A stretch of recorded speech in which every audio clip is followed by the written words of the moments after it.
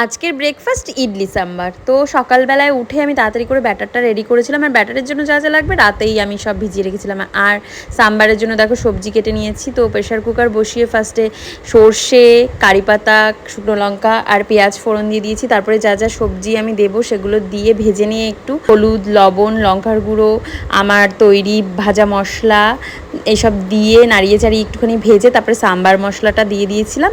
দিয়ে তেঁতুল গোলা জলটাও দিয়ে দিয়েছিলাম এর মধ্যে।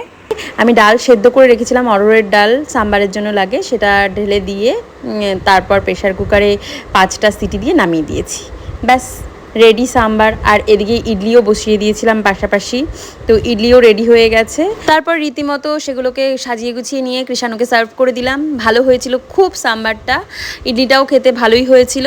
আমার ইডলির থেকেও ধোসা বেশি ভালো লাগে। তোমাদের কার কোনটা বেশি ভালো লাগে আমাকে কমেন্টে জানাও। আজকের জন্য এই অবধি, টাটা।